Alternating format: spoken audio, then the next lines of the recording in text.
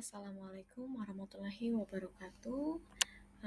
Perkenankanlah pada kesempatan kali ini saya Zahra Rizky Wahyu Putri dengan NIM 24040100274 dari Prodi S1 PJJ Informatika, izin untuk mempresentasikan UAS Komunikasi Data dengan dosen pengampu Bapak Agung Riyadi Eskom Mkom. Apa saja yang akan dibahas? Yang pertama itu ada data link control, yang kedua multiplexing, yang ketiga switching network, yang keempat packet switching, yang kelima asynchronous transfer mode atau ATM, yang keenam ATM dan frame relay, yang ketujuh teknik transmisi, yang kedelapan jaringan ad hoc dengan laptop, serta yang kesembilan yaitu kesimpulan. Pada materi yang pertama yaitu data link control, di mana materi ini menjelaskan mekanisme pengendalian aliran data pada lapisan data link atau layer OSI2 yang bertujuan untuk menjamin pengiriman data tidak melebihi kapasitas buffer penerima serta mencegah kehilangan atau duplikasi data. Tugas dan fungsinya yaitu mengatur dan mengirimkan data antar perangkat, kemudian mendeteksi dan mengoreksi kesalahan, serta menghindari kehilangan data dan bentrok data. Komponen data link control itu ada tiga. Yang pertama ada flow control and transmission, yang kedua itu ada error control, yang ketiga ada HDLC. Komponen yang pertama yaitu flow control and transmission protocol, di mana flow control itu adalah aliran data yang digunakan untuk memastikan pengirim mengirimkan data sesuai dengan kecepatan penerima. Kemudian transmission protocol digunakan untuk memastikan pengiriman data dapat berjalan lancar dan diterima secara utuh dan benar oleh si penerima. Terdapat dua jenis metode di dalamnya, yaitu ada stop and wait serta sliding window. Nah, di sini metode yang pertama ada stop and wait, di mana transmit mengirimkan data dalam satu frame, kemudian menunggu konfirmasi ACK, di mana kirim, menunggu, kemudian kirim lagi. Metode ini mudah diimplementasikan, namun tidak efisien pada jaringan cepat. Kemudian yang metode kedua yaitu sliding window, di mana dapat mengirimkan beberapa data dalam satu frame dengan menunggu ACK, kirim beberapa data terlebih dahulu, kemudian tunggu ACK. Metode ini efisien karena mengirim banyak data dan mengurangi latensi, namun dapat menyebabkan data yang hilang atau rusak, serta penggunaan bandwidth yang tidak optimal. Kemudian ada komponen yang kedua, yaitu ada error control atau pengendalian kesalahan, di mana mekanisme ini memperbaiki data, kemudian mendeteksi dan memperbaiki kesalahan, serta tujuannya untuk memastikan data diterima secara utuh dan benar, dan fungsinya untuk mendeteksi kesalahan, mengkoreksi kesalahan, dan mengirim ulang beberapa data. Terdapat dua jenis metodenya, yaitu deteksi error, kemudian ada koreksi error. Yang pertama, metode deteksi error, di mana kesalahan bisa terjadi karena interferensi noise atau kerusakan jaringan. Ada dua jenisnya, yaitu CRC atau Cycle Redundancy Check dan Parity Bit. Di mana yang pertama yaitu CRC, adalah teknik deteksi kesalahan yang menambahkan bit tambahan ke data asli sebelum dikirim, yang kemudian digunakan oleh penerima untuk memverifikasi apakah data mengalami kerusakan selama transmisi atau tidak. Kemudian yaitu parity bit, yaitu salah satu teknik deteksi kesalahan sederhana yang digunakan dalam transmisi data digital. Fungsinya untuk mengecek apakah data telah mengalami perubahan atau error selama proses pengiriman. Parity bit ini ada dua, yaitu OOD parity dan event parity. Kemudian di sini ada koreksi error, di mana ada tiga jenisnya, yaitu yang pertama stop and wait ARQ, di mana metode ini mengirimkan satu frame data, lalu menunggu konfirmasi ACK dari penerima. Metode ini mudah dipahami dan diimplementasikan, tetapi tidak efisien untuk jaringan cepat. Yang kedua itu ada go back and ARQ, di mana metode ini pengirim dapat mengirimkan beberapa frame tanpa menunggu ACK satu per satu. Metode ini lebih efisien karena mengirimkan banyak data dalam satu frame, tetapi apabila satu frame gagal, maka harus diulang dari awal sehingga boros bandwidth. Kemudian yang terakhir ada selective repeat ARQ, di mana metode ini sama seperti go back and, namun yaitu pengirim dapat mengirimkan beberapa data dalam satu frame. Namun, apabila data ada yang error, maka tidak perlu diulang semua. Metode ini paling efisien dan hemat bandwidth, tetapi lebih kompleks karena buffer yang besar. Kemudian ada komponen yang ketiga yaitu HDLC, High Level Data Link Control, di mana ini merupakan protokol standar ISO yang digunakan dalam jaringan untuk mengatur komunikasi antar dua perangkat. Fungsinya yang pertama, mengatur flow control, yang kedua menyediakan deteksi kesalahan, yang ketiga mendukung komunikasi data. Kelebihannya yaitu efisiensi dan fleksibel karena dapat digunakan di berbagai topologi serta komunikasi sinkronus, serta kekurangannya yaitu kompleks dalam implementasinya serta tidak efisien pada asinkronus. Terdapat 3 jenis metode dalam HDLC. Yang pertama ada NRM, Normal Response Mode, yang kedua ada ABM, Asynchronous Balance Mode, dan yang terakhir ada ARM, yaitu Asynchronous Response Mode. Bahasan yang kedua yaitu multiplexing, di mana multiplexing ini adalah teknik penggabungan beberapa sinyal untuk dikirimkan secara bersamaan dalam satu media transmisi. Di sini ada kelebihan dan kekurangannya, di mana kelebihan dari multiplexing ini yang pertama efisiensi, karena hemat media transmisi. Kemudian yang kedua dapat mengirimkan banyak data, yang ketiga fleksibel, dapat digunakan dalam media analog maupun digital. Namun ada beberapa kekurangannya. Yang pertama, perlu perangkat tambahan. Yang kedua, bisa terjadi delay jika buffer penuh. Yang ketiga, kompleksitas tinggi pada jenis tertentu. Jenis-jenis multiplexing ini ada 4. Yang pertama ada FDM, yakni membagi media berdasarkan frekuensi. Setiap data memiliki frekuensi berbeda dan berjalan secara paralel.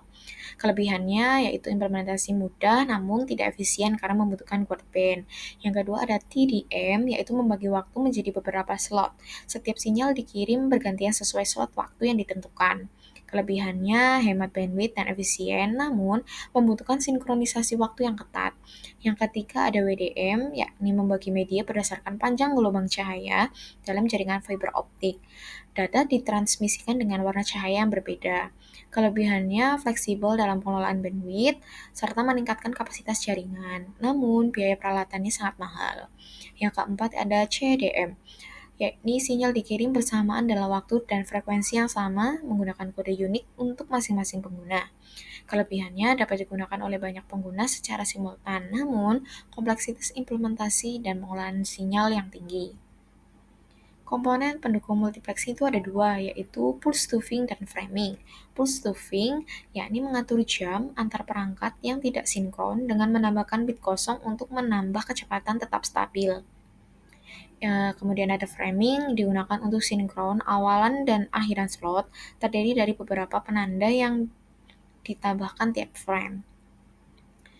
Sistem multiplexing khusus ini ada 3. Yang pertama digital multiplexing TS1 dan S1 digunakan untuk mengirimkan data digital dan sistem telekomunikasi. Yang kedua ada SONET atau SDH, digunakan untuk jaringan fiber optik dengan kecepatan tinggi. Yang ketiga ada ISDN atau jaringan digital terintegrasi, yakni layanan digital yang menggabungkan suara dan data dalam satu jalur.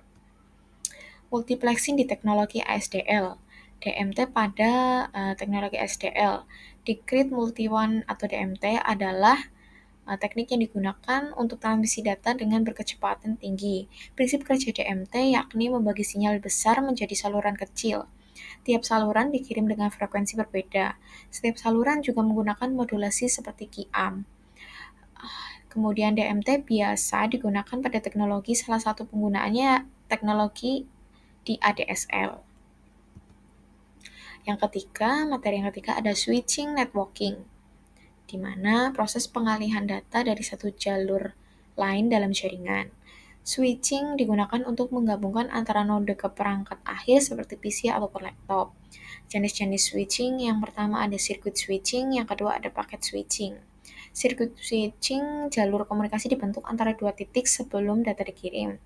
Stabil, transfer, dan disconnect. Kelebihannya stabil saat transfer data, namun boros jalur dan waktu connect yang lama. Paket switching dapat dipecah menjadi paket kecil, dikirim melalui jalur yang berbeda, tiap paket memiliki alamat tujuan sendiri. Kelebihannya yaitu efisiensi, tidak perlu jalur tetap, namun delay dan paket datang bisa tidak berurutan.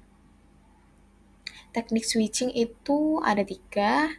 Yang pertama, space division switching, yakni di mana setiap koneksi menggabungkan jalur fisik terpisah. Contohnya sistem digital seperti PBI di kantor.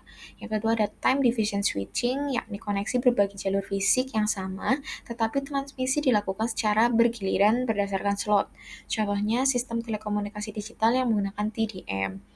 Yang terakhir ada space time division switching, yaitu kombinasi dari space dan time yang digunakan untuk jaringan besar. Contohnya sistem switching canggih di sentral telepon modern atau jaringan backbone besar. Kemudian ada routing, yaitu menentukan jalur data yang dikirim menggunakan jaringan. Ada 3 di sini. Static routing, yaitu jaringan ditentukan secara manual oleh administrator jaringan, cocok digunakan pada jaringan kecil. Kemudian ada dynamic routing, yaitu jalur dipilih secara otomatis berdasarkan kondisi jaringan saat itu, menggunakan protokol seperti RIP, OSPF, serta BGP. Kemudian yang ketiga ada routing tree, yaitu membuat struktur seperti pohon. Ada pusatnya dan ada cabangnya, digunakan pada jaringan telepon publik. Kemudian ada signal switching, yaitu proses pengiriman sinyal kontrol untuk mengatur koneksi antar perangkat jaringan. Di sini ada 3, yaitu kontrol sinyal, in-channel signal, dan common channel sinyal atau CSS, di mana kontrol sinyal ini bertugas untuk mengatur dalam memberikan nada dering, indikasi panggilan gagal, melakukan penagihan, dan menunjukkan status. In-channel signaling, yaitu sinyal kontrol dikirim bersamaan dengan jalur suara dengan menggunakan kanal yang sama. Namun, sering terjadi keterlambatan karena berbagi kapasitas dan tidak dapat digunakan saat jalur suara rusak. Kemudian ada sinyal kontrol atau CSS, yakni sinyal kontrol dikirim dengan jalur terpisah dari jalur suara. Terdapat 2 mode CSS, yaitu associated mode dan disassociated mode. Materi yang keempat yaitu ada paket switching, di mana teknik pengiriman data dalam bentuk paket kecil. Paket membawa sebagian data dan informasi kontrol. Paket bisa dikirimkan melalui satu jaringan ataupun beda jaringan. Kelebihannya yakni efisien, buffering dapat menyesuaikan kecepatan, bisa menerima data meskipun sibuk, serta mendukung prioritas. Namun, paket data tidak urut, delay, dan latensi. Jenis-jenis paket switching yaitu ada datagram dan virtual circuit. Datagram ini di mana setiap paket diperlakukan secara independen, tidak ada jalur tetap, tiap paket bisa melewati rute berbeda, serta tidak ada jaminan kecepatan atau urutan penerimaan. Plusnya di sini adalah fleksibel, cocok untuk jaringan kecil, kemudian minusnya adalah paket mungkin sampai tidak berurutan. Yang kedua adalah virtual circuit, yaitu jalur logis, dibentuk terlebih dahulu sebelum data dikirim, semua paket mengikuti jalur yang sama dan menggunakan nomor identifikasi sirkuit. Plusnya di sini lebih teratur dan efisien dalam penggunaan header dan menjamin QoS. Minusnya jika satu node gagal maka seluruh paket juga harus di-reset. Teknik routing dalam paket switching ini yakni proses pengiriman sinyal kontrol untuk mengatur koneksi antar perangkat jaringan. Di sini ada fixed routing, jalur dari sumber ke tujuan sudah ditentukan sebelumnya dan tidak berubah. Kemudian ada random routing, yaitu paket dipilih untuk dikirimkan melalui salah satu jalur yang tersedia secara acak. Kemudian ada flooding, yaitu setiap paket dikirimkan ke semua jalur keluar dari node, kecuali ke jalur asal, serta adaptive routing, jalur dipilih berdasarkan kondisi jaringan terkini, semisalnya beban lalu lintas, delay, ataupun error. Di sini ada protokol X25, yakni protokol standar I2T untuk komunikasi data jarak jauh menggunakan jaringan publik. Protokol ini bekerja berdasarkan teknik virtual circuit packet switching dan banyak digunakan pada tahun 1970-an hingga 2000-an, terutama dalam jaringan perbankan dan terminal data. Contohnya yaitu jalur telepon dan mesin ATM. Lapisan protokol X25 sesuai model OSI sebagai berikut, ada lapisan fisiknya atau layer 1, kemudian ada data link layer 2, kemudian network layer 3. Di sini ada masing-masing fungsinya, yakni menangani koneksi fisik antar perangkat DTE dan DCE, kemudian data link layer 2 itu menyediakan deteksi error, kemudian network layer yaitu menangani pembentukan, pemeliharaan, dan pembongkaran virtual circuit. Materi kelima yaitu Asynchronous Transfer Mode atau ATM, di mana teknologi jaringan berbasis paket yang mentransmisikan data dalam sel berukuran tetap, yakni 53 byte dan dirancang untuk jaringan berkecepatan tinggi. Nah, di sini ada gambarnya, ada voice, data, dan video, di mana gambar ini menunjukkan data suara, data data dan video yang dikonversi ke dalam struktur sel ATM yang sama. Setiap jenis data dimasukkan ke dalam sel-sel kecil berukuran tetap lalu dikirimkan dalam antrian campuran melalui ATM, dan memungkinkan semua jenis data dikirim bersamaan. Kemudian ada karakteristik ATM. Di sini yang pertama itu menggunakan sel berukuran tetap, seperti yang dijelaskan sebelumnya. Kemudian transfer mode asinkronus, koneksi berbasis virtual, serta teknologi connection oriented. Kelebihannya dari ATM yaitu menunggu berbagai tipe trafik secara bersamaan, kemudian menyediakan QoS, kemudian efisiensi dan cocok untuk jaringan backbone berkecepatan tinggi serta skabilitas yang tinggi. Namun ada kekurangannya, yakni kompleks dan mahal untuk implementasi, perlu perangkat khusus untuk switching dan multiplexing, serta kurang cocok untuk jaringan kecil atau lokal. Jenis layanan ATM. Jenis layanannya itu ada 6, yaitu ada constant bitrate, real-time variable bitrate, kemudian ada null real-time variable bitrate, serta available bitrate, dan unspecified bitrate. Nah, di sini ada keterangannya masing-masing. Contoh CBR ini ada suara, video real time, kemudian RT-VBR ini ada video conferencing atau live streaming, NRT-VBR juga ada data transfer batch, transaksi database, kemudian ABR itu ada FTP, transfer file besar, kemudian UBR itu seperti email, browsing aplikasi, dan non-kritis. Komponen penting ATM, ada beberapa komponen, yaitu pertama ATM cell untuk transmisi data ATM, yang kedua ada VCC atau Virtual Channel Connection, jalur logis untuk komunikasi end-to-end antar dua perangkat, ada VPC, kumpulan VCC yang dikenal sebagai satu unit, ATM layer, petugas membentuk, meneruskan, dan memecahkan sel, ada ATM, adaptation layer AAL menyesuaikan data aplikasi ke dalam format sel ATM, ada physical layer menangani pengirim bit secara fisik melalui media transmisi, ada header ATM menyimpan informasi penting untuk pengalamatan dan pengendalian koneksi, ada payload ATM berisi data penggunaan yang dikirim, serta GFC digunakan untuk kontrol aliran data pada sisi pengguna. Materi yang keenam yaitu ATM dan frame relay. Apa itu ATM adaptation layer? Yakni salah satu lapisan penting dalam arsitektur protokol ATM yang bertugas untuk menyesuaikan data dari aplikasi atau aplikasi jaringan ke format sel ATM berukuran tetap. Ada gambar di sini, gambar AAL, di mana gambar ini menunjukkan bahwa data aplikasi diproses secara bertingkat. Dari atas ke bawah pengiriman, data dipecah dan dikemas ke dalam ATM cell, kemudian dari bawah ke atas atau penerima, ATM cell disusun ulang menjadi data asli seperti pengguna. Tabel perbandingan AAL, yaitu ada AAL1, AAL2, AAL3 atau 4, serta AAL5.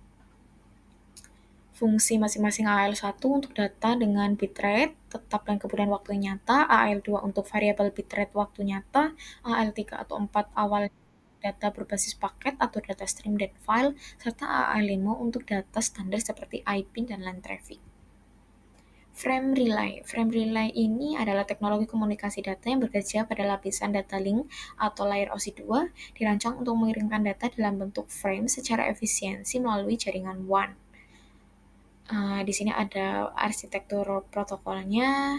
Ini gambar ini menjelaskan struktur protokol komunikasi digital antara pengguna dan jaringan, menekankan pemisahan fungsi kontrol koneksi atau kontrol plane dan pengiriman data atau user plane. Materi yang ketujuh yaitu teknik transmisi data. Teknik transmisi data yaitu metode untuk mengirimkan data antar perangkat menggunakan media transmisi. Tujuannya untuk mengatur alur pengiriman bit agar diterima dengan benar pada penerima, memastikan data tidak rusak, dan menyesuaikan bentuk pengiriman dengan kondisi jaringan. Jenis transmisi data berdasarkan mode transmisi itu ada 2, transmisi paralel dan serial. Kemudian jenis transmisi data berdasarkan arah transmisi itu ada 3, ada simplex, half duplex, dan full duplex. Contoh simplex itu ada TV dan radio, half duplex ada handy talkie atau HT, Kemudian full duplex itu ada telepon dan video call. Jenis transmisi data berdasarkan sinkronisasi itu ada dua, asynchronous transmission serta synchronous transmission. Materi yang kedelapan yaitu membuat jaringan ad hoc. Jaringan ad hoc adalah jaringan nirkabel yang tidak membutuhkan router atau access point. Semua perangkat yang terhubung berkomunikasi langsung satu sama lain atau peer to peer.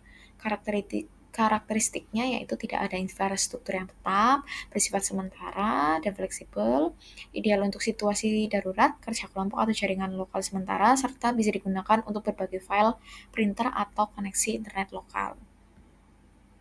Kelebihan dan kekurangannya yaitu kelebihan pertama, cepat dibuat, tidak perlu router, biaya rendah, hanya butuh perangkat WiFi aja, kemudian fleksibel dan portable. Namun kekurangannya itu tidak cocok untuk jaringan skala besar, kinerja menurun jika terlalu banyak perangkat, serta tidak ada manajemen pusat atau sentralis. Contoh penggunaannya itu koneksi antar laptop saat presentasi tanpa internet, berbagi file antar mahasiswa dalam kelompok, serta jaringan darurat. Ada 3 komponen utama dalam membangun jaringan ad hoc, yaitu end device seperti server, PC, laptop, dan smartphone. Ada connection seperti kabel, fiber optik, atau koaksial, atau nirkabel menggunakan WiFi atau Bluetooth, serta network device, yaitu ada router, switch, hub, access point. 3 komponen utama dalam membangun jaringan itu tadi, berarti di sini ada contohnya, ada server, ada switch, ada PC. Kemudian bisa juga langsung dari laptop ke laptop. Secara umum, jaringan ad hoc merujuk pada jaringan yang dibuat oleh suatu perangkat agar dapat terhubung dengan perangkat lain tanpa perlu ada tambahan perangkat router. Biasa disebut sebagai jaringan peer-to-peer. Nah, kesimpulan dari materi yang sudah dibahas dari materi 1 saat 1 sampai 8 atau dari materi pertemuan 7 sampai materi pertemuan ke-15 dalam perkuliahan komunikasi data ini, yakni materi yang diberikan sangat membantu dalam memahami secara menyeluruh proses pengiriman dan penerimaan data dalam jaringan komputer. Pembahasan mencangkup pengendalian lalu lintas data untuk mencegah terjadinya tabrakan atau kehilangan data, serta pemahaman mengenai mekanisme pengalihan data melalui jalur tertentu atau switching. Selain itu, materi ini juga memperkenalkan teknik multiplexing untuk menggabungkan data dari berbagai sumber secara efisien, serta menjelaskan metode transmisi baik melalui media kabel maupun nirkabel. Tidak ketinggalan pemahaman mengenai layanan dan protokol pendukung jaringan internet seperti ATM, frame relay, X25 juga menjadi poin penting. Keseluruhan, konsep ini atau materi ini menjadi fondasi penting dalam membangun serta memakai sistem komunikasi data digital modern yang digunakan dalam kehidupan sehari-hari. Nah, sekian presentasi UAS Komunikasi Data dari saya. Terima kasih atas kesempatan dan perhatiannya. Wabillahi taufiq walhidayah. Wassalamualaikum warahmatullahi wabarakatuh.